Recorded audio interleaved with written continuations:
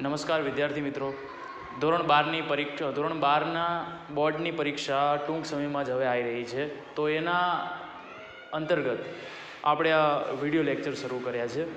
તો હવે ધોરણ 12 કોમર્સ વિષય એસપીસીસીમાં અત્યાર સુધીમાં માર્ચ 2018થી લઈને 2025 સુધીમાં જે કંઈ પ્રશ્નો પૂછાયેલા છે એ પ્રશ્નપત્ર આપણી સમક્ષ છે. તો એમાંથી ખાસ આપણે જોવા જઈએ તો જે MCQS છે, જે વિકલ્પો છે, એ વિકલ્પો વિશે આપણે હવે ચર્ચા કરવાની છે. તો ધ્યાન આપજો. માર્ચ 2018માં પૂછાયેલું છે. પહેલું, દેશની તમામ પ્રકારની બેંકોને સૂચના આપવાનું અને નિયંત્રણ રાખવાનું કાર્ય કઈ સંસ્થા કરે છે? તો દેશને તમામ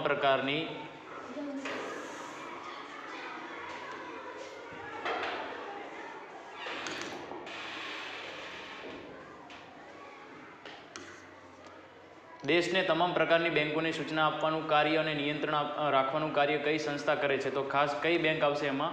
RBI એટલે કે રિઝર્વ બેંક ઓફ ઇન્ડિયા. બીજો પ્રશ્ન, તમારા શહેરના જાહેર માર્ગો પર લારી ગલ્લાનું દબાણ વધવાથી પડતી મુશ્કેલીઓની ફરિયાદ કરતો પત્ર તમે કોને લખશો?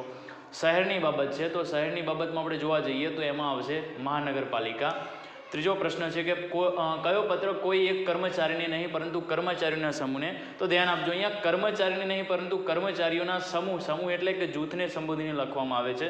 તો જ્યાં કર્મચારીઓનો સમૂહ આવશે એટલે ત્યાં આપણે લખશું પરિપત્ર, પરંતુ જો માત્ર કર્મચારી હશે તો પછી નોટિસ આવશે.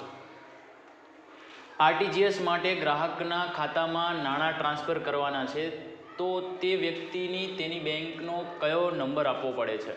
હવે RTGS એટલે કે રિયલ ટાઈમ ગ્રોસ સેટલમેન્ટ, તો એના માટે આપણને બધાને ખબર હોવી જોઈએ કે ખાસ IFSC એટલે કે ઇન્ડિયન ફાઇનાન્શિયલ સિસ્ટમ કોડ, બરાબર, એની જરૂર પડે છે. ત્યારબાદ આગળ છે પાંચમો સવાલ કે ટેકનોલોજીનો ઉપયોગ કરીને નીચેના પૈકી શાના દ્વારા મૌખિક અને લેખિતનો સમન્વય કરીને રજૂઆત કરી શકાય છે? ટેકનોલોજીનો ઉપયોગ કરીને મૌખિક, લેખિત એટલે દ્રશ્ય, શ્રાવ્ય, આ બધેનો સમન્વય કોણ છે? તો PPT, પાવર પોઈન્ટ પ્રેઝન્ટેશન.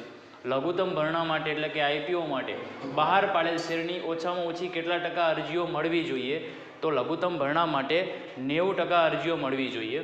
ત્યારબાદ આગળ છે કે શેર હોલ્ડરે વસિયતનામું ન કર્યું હોય અને વારસદાર ન હોય, વસિયતનામું પણ નથી ને વારસદાર પણ નથી, અને જો એનું મૃત્યુ થાય તો પછી આવા સંજોગોમાં અદાલત વહીવટદારની નિમણૂક કરે છે. ત્યારબાદ આગળ છે કે ડિબેન્ચર ધારકો તેમના હિતના રક્ષણ માટે, મતલબ કે ડિબેન્ચર હોલ્ડર કે જે લેણદાર છે કંપનીના, એ પોતાના હિતના રક્ષણ માટે કોની નિમણૂક કરી શકે છે? તો ડિબેન્ચર ટ્રસ્ટી. જાહેર કંપનીના ડિરેક્ટરોની કુલ સંખ્યાના ઓછામાં ઓછા કેટલા